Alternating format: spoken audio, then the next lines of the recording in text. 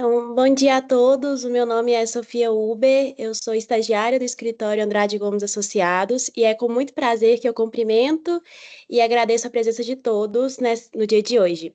Nessa edição, o webinário ele irá discutir sobre as medidas executivas atípicas e sobre seus impactos. Para isso, eu apresento o Dr. Fábio Roque Abreu Nogueira, pós-graduado em Direito Processual Civil pela Faculdade de Direito Milton Campos e pós-graduado em Inventários pela Faculdade Faciência. Além disso, o doutor é mestre em Direito Processual Civil pela Pontifícia Universidade Católica de Minas Gerais. Obrigado aí pelas apresentações, Sofia. Cumprimento a todos que estão nos ouvindo aqui hoje. Vamos começar mais um webinário, um programa mensal aqui do Escritório Andrade Gomes.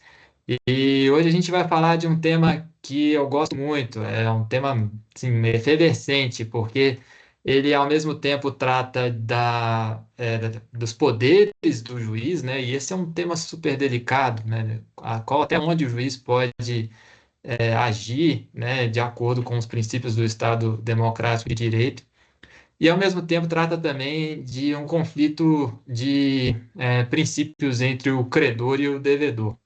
Esse tema está muito em voga, né, em razão das recentes decisões do STJ e do STF. Vou até falar um pouquinho sobre elas mais para frente. Mas esse tema não é novo. Desde o Código de Processo Civil de 1973, o código anterior, já havia previsão para medidas executivas atípicas. Isso é o código anterior, teve uma reforma em 1994, mudou o artigo 461 para autorizar medidas atípicas nos procedimentos nas obrigações de fazer. Aí depois, em 2002, teve uma outra reforma, acrescentou o 461A, né, vai criando letras depois do artigo, para estender isso também para a obrigação de entregar coisa. Então, a gente já tem aí 30 anos de medidas executivas atípicas no ordenamento brasileiro. Mas qual que é o grande lance? Com a entrada em vigor do último Código de Processo Civil, de 2015, isso passou a ser estendido para as obrigações de pagar. Então, não mais ficou restrito às obrigações de fazer e de entrega de coisas. E a gente sabe que hoje o judiciário brasileiro ele tem um volume extraordinário de processos, se eu não me engano, um pouco mais de 70 milhões de processos, e mais da metade deles são processos de execução. Então, esse assunto realmente ele é muito relevante, porque surgiu a oportunidade, né, uma nova medida para a gente tentar trazer mais efetividade para as execuções, que são as medidas executivas atípicas. Essa autorização do juiz de utilizar-se de medidas atípicas está previsto no artigo 139, no inciso 4 do CPC, e também está previsto em mais dois outros artigos. No 297, que trata dos procedimentos de tutela antecipada, né? A gente consegue solicitar liminares com base em medidas executivas atípicas. É claro que, observando que a liminar, né, só vai ser deferida a medida atípica se no procedimento comum, referente àquele procedimento, também for admitida a mesma medida atípica, né? Ou na execução, né? E também no artigo 536, parágrafo 1º, que trata das obrigações de entrega de coisa. Então, esses três artigos eles têm que ser interpretados aí em uma forma conjunta, né, um diálogo entre eles. Mas considerando que o artigo 139 está previsto na parte geral, é possível a sua adoção aí para todos os tipos de procedimento, seja inclusive nas execuções de título executivo judicial ou extrajudicial, né? Isso é interessante também, o artigo que inaugura aí cada um desses capítulos desses títulos do código, eles se comunicam também, dizendo que as normas do procedimento da execução de título executivo judicial se aplicam no extrajudicial e vice-versa. Então, é um assunto realmente que vale a pena a gente estudar, inclusive tem muitos artigos, tem uma coletânea que é, digamos, o estado da arte das medidas executivas atípicas, como todos os processualistas brasileiros praticamente já escreveram sobre esse assunto. porque realmente é um tema muito interessante. Eu dividi aqui a nossa apresentação em duas partes. A primeira eu vou falar um pouquinho sobre o que é, e na segunda parte eu vou trazer alguns pontos controversos, digamos assim, e fazer algumas provocações para vocês, tá? Então, já iniciada essa introdução aqui, vamos passar então para a explicação, né? O que seria uma medida executiva atípica? O Código de Processo Civil traz, se eu não me engano, são 140 artigos aproximadamente, de regulamentação de como funciona a execução, né? Mas é possível que, de acordo com o novo Código de Processo Civil, o juiz também adote medidas atípicas, né? Que seria uma forma de fazer uma pressão psicológica no devedor para que ele efetue o pagamento daquela obrigação, né? Então, quando a gente esgotar as medidas típicas, que são as medidas de penhora, né, de tentativa de localização de bens, a gente pode tentar forçar o devedor de outras formas para que ele efetue esse pagamento. Então, seria um pagamento, digamos, espontâneo, né, ele que vai pagar por causa dessas pressões psicológicas, mas não voluntário, né, ele é provocado em razão dessa coerção aí por parte do credor, né? E a gente pode dizer que tem medidas atípicas indutivas, que são aquelas medidas que ajudam a melhorar a situação do devedor, né? Aquela velha frase, né? Me ajuda a te ajudar, né? A gente tem algumas medidas dessas no código, inclusive são típicas. Por exemplo, quando a gente trata da execução e do procedimento da ação monitória, a gente tem a previsão de redução do valor dos honorários sucumbenciais pela metade se o devedor pagar no prazo de 3 dias o procedimento executivo, ou então até mesmo a isenção das custas na ação monitória. Então, são medidas que a gente está tentando ali incentivar o devedor de efetuar o pagamento, para que traga mais efetividade para a execução e para o credor, tá? Mas além das medidas indutivas, a gente também tem medidas coercitivas, né? Que a gente está, digamos, fazendo uma pressão de ameaça, uma piora na situação jurídica do devedor. E o exemplo clássico que a gente tem é da prisão civil na ação de alimentos. Mas perceba que é uma medida de tentar pressionar o devedor a efetuar o pagamento de forma espontânea, né? Então seria como um jogo aí de pôquer, né? Você está pressionando ali o devedor, se ele comprar, né, se ele não pagar o débito, ele vai ser preso, e isso frustrou a medida executiva atípica porque não atingiu o objetivo que era receber o pagamento. O juiz não quer prender ninguém, né? Ele só está usando disso para tentar forçar o devedor a efetuar o pagamento.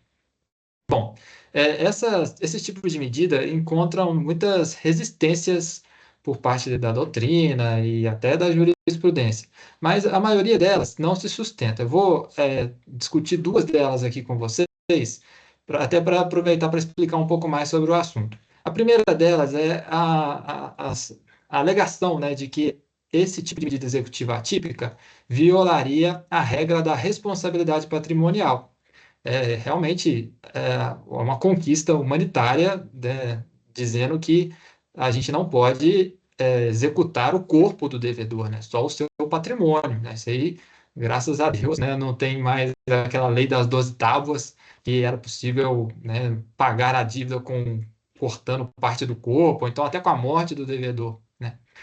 No caso, a gente não está tratando disso, tá, pessoal? As medidas executivas atípicas, elas não satisfazem a execução. O que satisfaz a execução é o patrimônio, né? Então, a gente não está indo atrás do corpo do devedor, a gente só quer que ele efetue o pagamento do débito, e para isso a gente utiliza de algumas medidas que não necessariamente atingem indiretamente o seu patrimônio, mas às vezes a sua locomoção, né? Como a gente vai tratar aqui das medidas de suspensão da CNH e do passaporte. Então, a ideia é que, ao contrário do que sustenta essa corrente aí, que é contrária às medidas executivas atípicas, a gente não está tratando de pagamento por meio de outros meios que não o patrimônio, tá? A gente não vai conseguir colocar o devedor como escravo do credor para poder pagar o débito. né? Mas isso tá tão claro que o próprio Código de Processo Civil fala que se o devedor de alimentos, por exemplo, não pagar o débito e for preso, a prisão não afasta o débito, ele vai continuar devendo, né? Então ele precisa de pagar para ficar livre dessa obrigação, tá? E a segunda resistência é que essas medidas atípicas elas violariam os direitos fundamentais. Só que também a gente tem que tomar algum cuidado quando a gente qualifica demais alguns direitos como direitos fundamentais, né?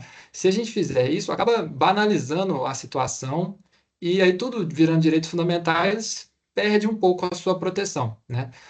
Assim, com todo respeito, mas bloquear a CNH do devedor não viola o direito de ir e vir, né? O devedor ele vai continuar podendo ir e vir, só que de outros meios, ele só não vai poder dirigir o carro dele, né? Ele vai poder continuar indo a pé, de ônibus, até de carro, mas desde que ele não dirija, né? Isso para mim é muito claro, porque já foi até decidido pelo STF que a questão do pedágio também não viola o direito de ir e vir, né? Se fosse o caso, o mesmo raciocínio que se aplicaria de violação de direitos fundamentais de ir e vir do pedágio se aplicaria para a CNH. Então, a gente, né, não tem nenhum na Constituição direito de dirigir veículo como direito fundamental, tá? É, e lembrando que, ao mesmo tempo que o devedor tem seus direitos, o credor também tem. E está na Constituição, no artigo 5º, no inciso 78. Fala que o credor tem direito fundamental à tutela jurisdicional efetiva. Então, a gente pode dizer que não haveria nenhuma violação aos direitos fundamentais, né?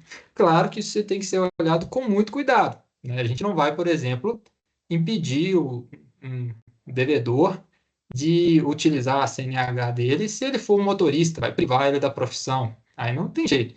Ou então, se, por exemplo, o devedor ele precisa fazer um tratamento médico no exterior, né? A gente também não vai suspender o passaporte dele, senão vai acabar atingindo o direito da saúde à vida dele.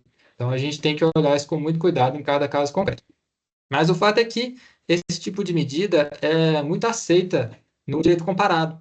Tem até países aqui da América Latina dizendo que a suspensão da CNH, por exemplo, é uma medida típica nos casos em que o devedor de alimentos não paga sua obrigação. Não precisa nem pedir. A própria lei já estabelece que a suspensão da CNH nessas hipóteses.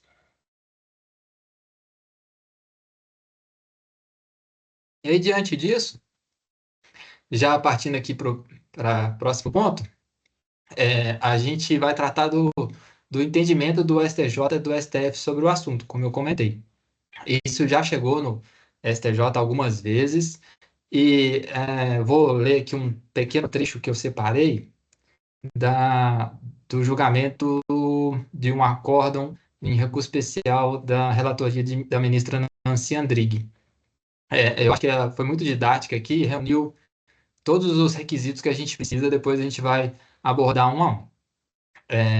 A adoção de meios executivos atípicos é cabível, desde que, verificando a existência de indícios de que o devedor possua patrimônio expropriável, tais medidas sejam adotadas de modo subsidiário, por meio de decisão que contenha fundamentação adequada às especificidades da hipótese concreta, com observância do contraditório substancial e do postulado da proporcionalidade.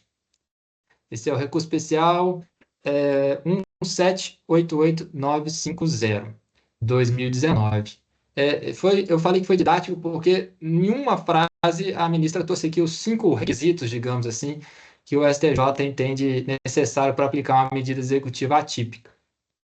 O primeiro deles é a existência de indícios que o devedor possua patrimônio expropriável. Então, é o que a gente costuma de falar, né? Tem que ter elemento de prova de ocultação de bens por parte do devedor. A doutrina chama esse tipo de devedor de devedor cafajeste ou devedor ostentação, né? Então, a gente tem que olhar aquele caso concreto. Por que que a gente não está encontrando bens? Primeiro, se a gente não está encontrando porque o devedor realmente não possui patrimônio, aí, infelizmente, não tem solução. O ordenamento jurídico ainda não criou medidas para gerar patrimônio. né? Assim, tirando aí as situações listas, não, né, a gente não tem medidas para isso.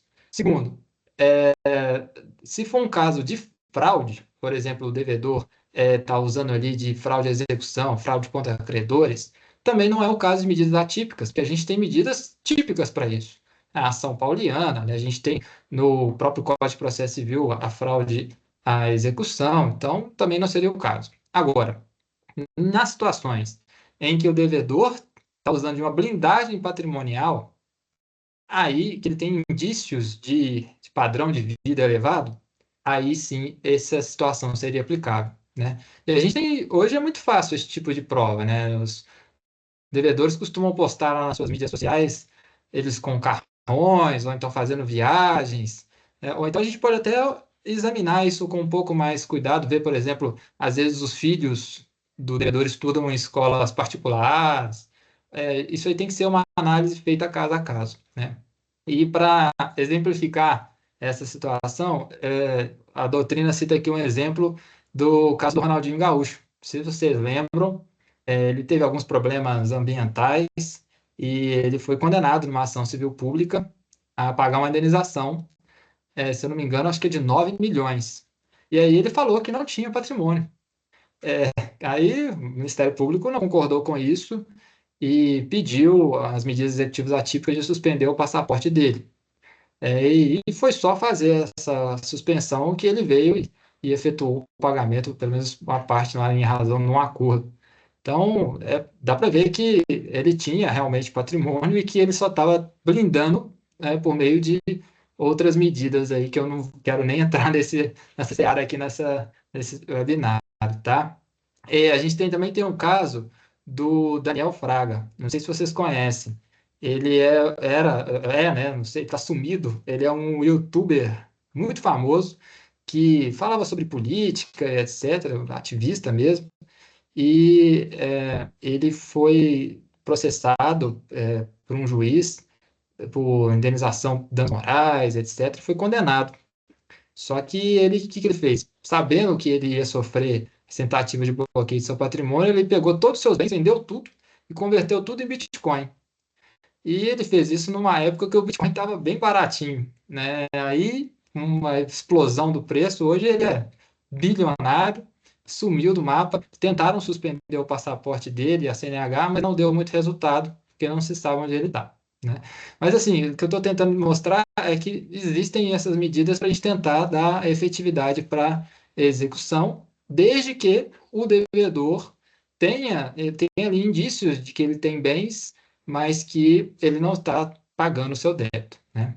Esse é o primeiro requisito, ocultação de bens. Segundo requisito, a subsidiariedade. Em regra, a obrigação de pagar, ela tem que observar o procedimento típico, como eu falei, os mais de 140 artigos do Código de Processo Civil sobre isso. Agora, nas obrigações de fazer e de entregar coisa, o próprio CPC já estabelece que o procedimento de execução é atípico, né? Já dá essa liberdade para o juiz. No caso das obrigações de pagar, só seria permitido passar para as medidas atípicas depois de esgotados todos os meios típicos. Então, a gente precisa provar para o juiz que tentou localizar bens nos sistemas do Sisbajude, do Renajude, veículos, a declaração de imposto de renda, e que ele, esgotados os bens, a gente, né, não tem outra alternativa senão a gente ir para as medidas atípicas. Mas aí aqui eu quero tratar de dois temas interessantes. Primeiro, com relação à possibilidade da gente fazer esse tipo de prova por meio de uma prova emprestada. A gente sabe aí que esses devedores, eles não devem uma pessoa só, costuma dever um monte de gente ao mesmo tempo. E aí eu penso que seria possível a gente entrar nos processos já ajuizados por outros credores, obter as provas de que já foram esgotadas essas tentativas de busca de bens lá, e no nosso processo já partir direto para a medida executiva atípica. Falar para o juiz, pô, qual seria o sentido da gente percorrer todo esse caminho com custos e tempo aqui do judiciário se a gente já tem essa prova feita em outro processo, né? Então, eu acho que seria uma forma da gente conseguir abreviar e atender o princípio da subsidiariedade. E uma segunda hipótese é a previsão no Código de Processo Civil da intimação do devedor para que ele indique bens penhoráveis sob pena de ato atentatório à dignidade da justiça. É o artigo 774, inciso 5 do CPC. Aí a gente pode dizer, ora, se o próprio devedor está dizendo que ele não tem patrimônio, para que eu vou gastar meu tempo aqui com essas medidas típicas se ele mesmo falou que não tem, né? Então, é claro que a gente vai mostrar que ele está ocultando, né, o primeiro princípio, mas aí a gente já parte para as medidas executivas atípicas.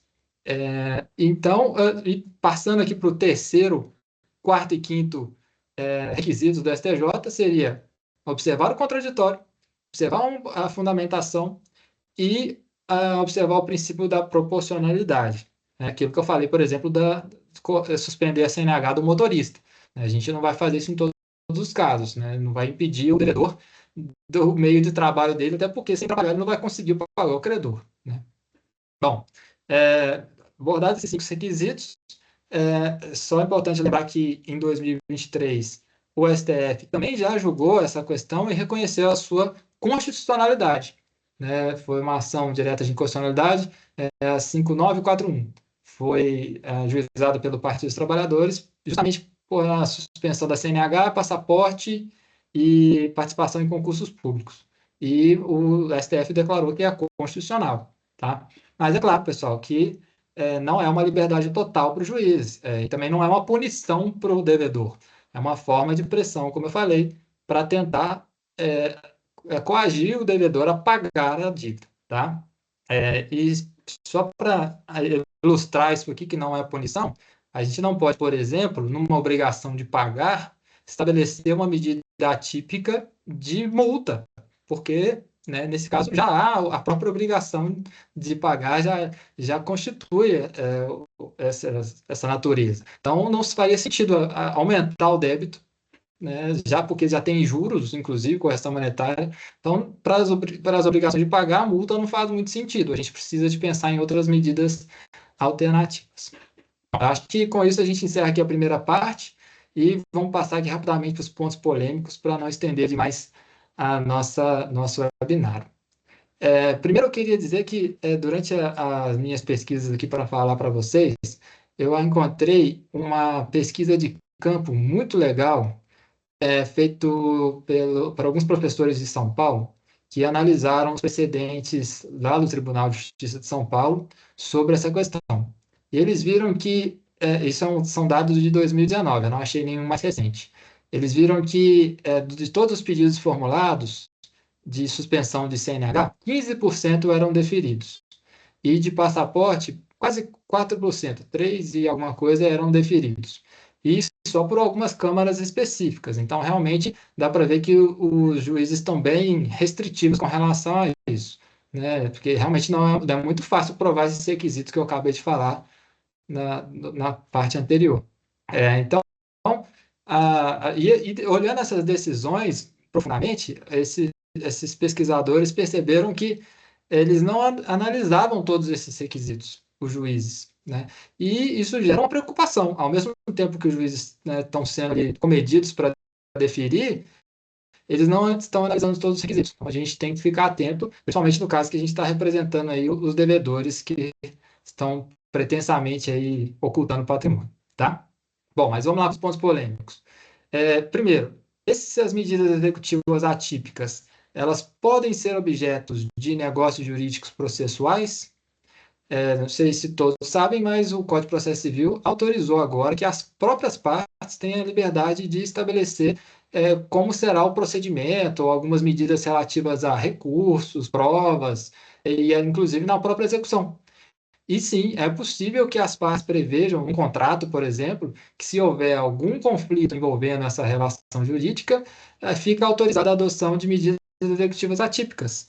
Né? Como a gente tem exemplos muito comuns disso, como penhora de salário, né? A gente pode colocar o que a gente quiser num negócio executivo, negócio jurídico processual, desde que também, né, não violem normas de ordem pública. Tá?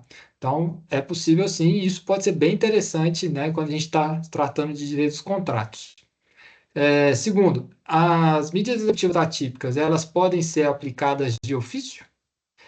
Nesse caso aqui, o professor Didier entende que sim. Ele fala que pode ser tanto instituída quanto alterada, que seria uma exceção do princípio da distrição do pedido.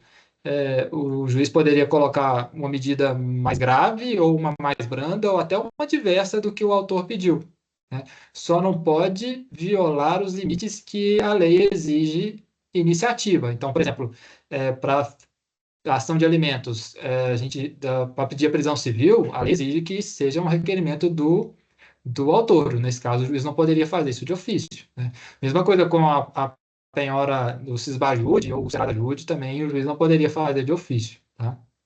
É, e o juiz também não pode violar a lei dizendo que é uma medida atípica, né? Então, por exemplo, a gente tem a situação em que vai fazer uma reintegração de posse. Aí fala que é preciso dois oficiais de justiça.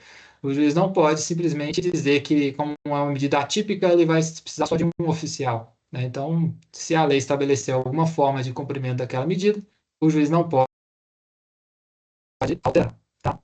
Terceiro ponto controverso aqui. Será que é possível aplicar medidas executivas atípicas para surtir efeito em terceiros que não participam desse processo? Esse também é um ponto muito interessante.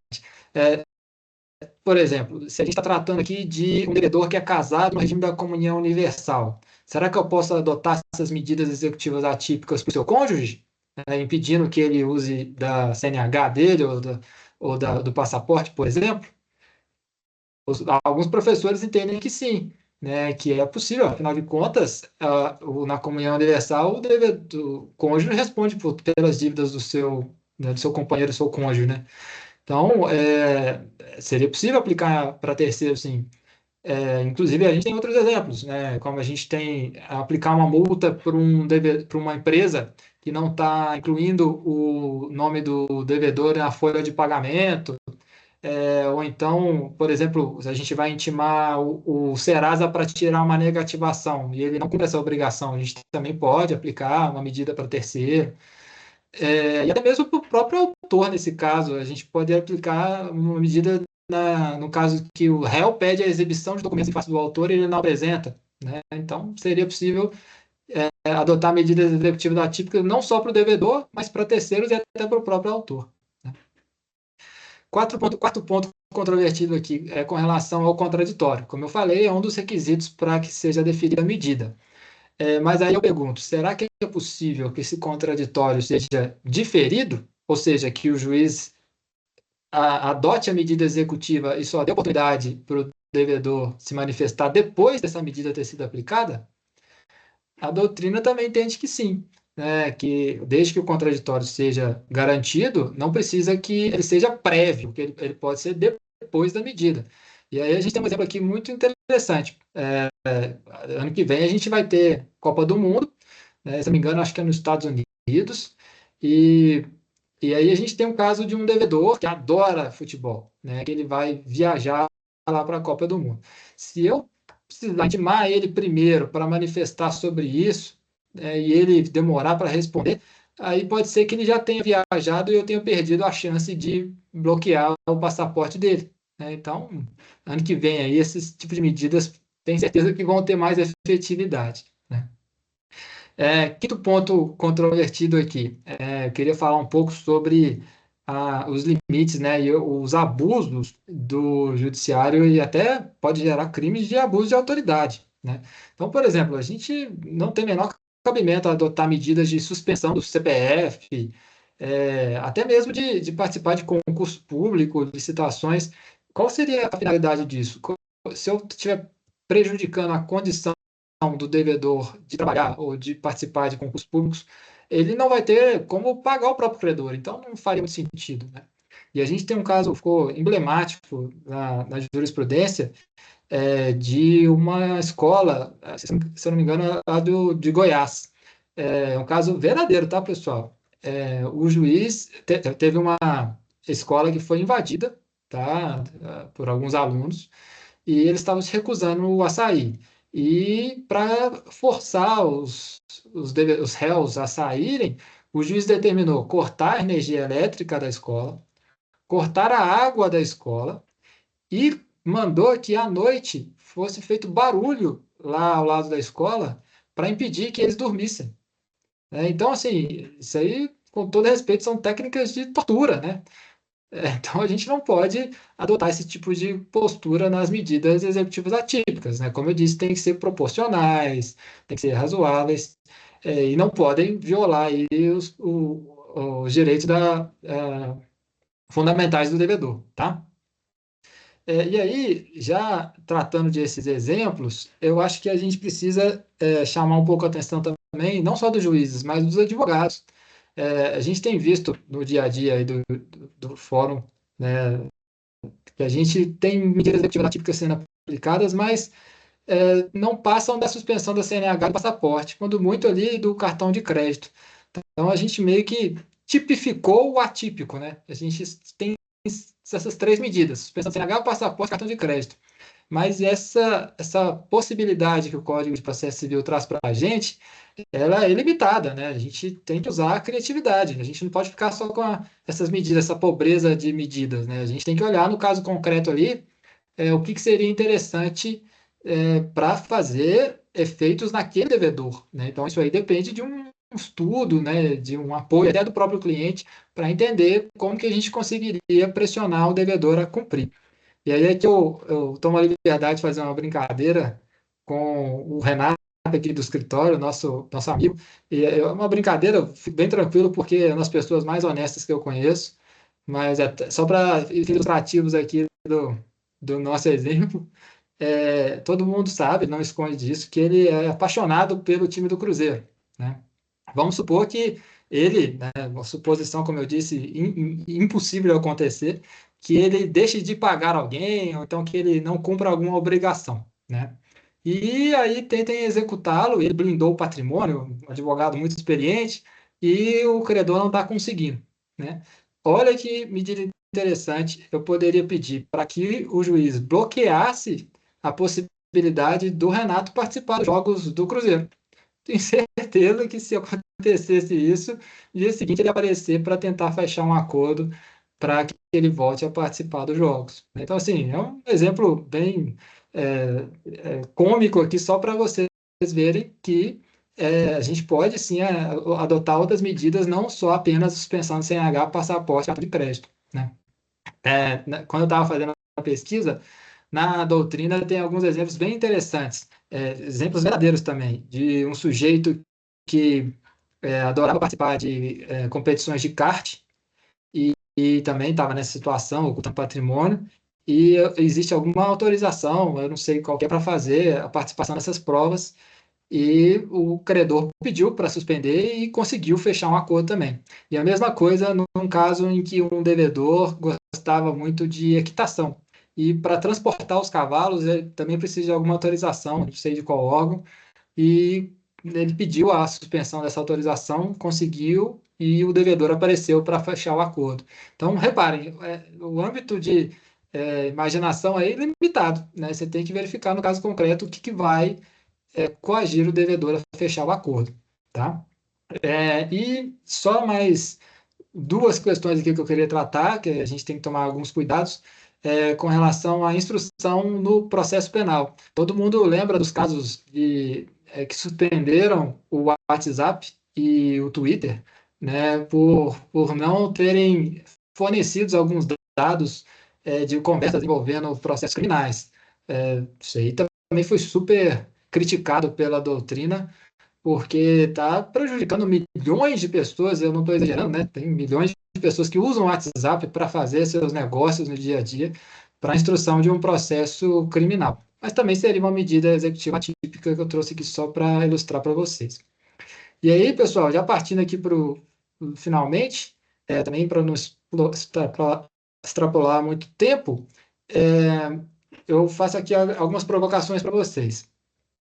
Será que é possível a gente pedir uma medida executiva atípica de prisão para além das ações de alimentos? O professor Didier, por exemplo, ele entende que sim. Quando a gente for proteger algum direito mais relevante do que a liberdade, aí a gente poderia usar a prisão mesmo para uma obrigação de pagar, né? E aí a gente pensa, qual seria um direito mais relevante que a liberdade? direito à saúde, direito à integridade física, né? E aí a gente pensa, será que na Justiça do Trabalho a gente está tratando de créditos alimentares, né? O autor não tem condição de se manter, né? E o devedor está lá fraudando a execução, está desviando o patrimônio, blindando, apesar dele ter condições de pagar o seu ex-empregado. Será que o juiz trabalhista poderia determinar a prisão do réu? Né? Não gosto nem muito de ficar dando ideia aqui, não, e a proposta não é essa, mas é uma coisa que a gente tem que pensar, porque daqui a pouco, se essa moda pega, a gente, né, tem que tomar alguns cuidados, tá? E para finalizar, mais alguns exemplos. Será que é possível cortar a internet do devedor, seja pessoa física ou jurídica? Proibição dele adquirir automóveis, proibição dele viajar por companhias aéreas, né, dele comprar passagens aéreas. Mandou um ofício para as principais companhias proibindo. Será que seria possível? Né? Outras questões, frequentar ambientes de consumo, como, por exemplo, um shopping ou um restaurante, né? Ou então frequentar cinemas, teatros, casas de show, enfim, algum ambiente público que a gente consiga oficiar o dono do estabelecimento para impedir o acesso do devedor. Então, assim, só para reforçar que são medidas infinitas que a gente pode adotar aqui, eu suplico aí para que os advogados façam pedidos bem fundamentados, mostrando a ocultação, mostrando que já esgotaram as medidas anteriormente, as medidas típicas, né? E que, nesse caso, seria uma medida relevante para aquele caso concreto para conseguir a satisfação da obrigação. E ressalto também que, por outro lado, a gente tem que ficar atento nos abusos cometidos pelos juízes para a gente poder intervir também em nome dos nossos clientes. Então, pessoal, são essas considerações que eu tinha para vocês. Depois eu peço para vocês comentarem lá no LinkedIn se vocês têm alguma ideia de medidas executivas atípicas interessantes para a gente debater. E também contem o que vocês acharam dessas medidas que a gente sugeriu aqui hoje, tá joia? Mas eu desejo aí um bom dia para todos e com Deus.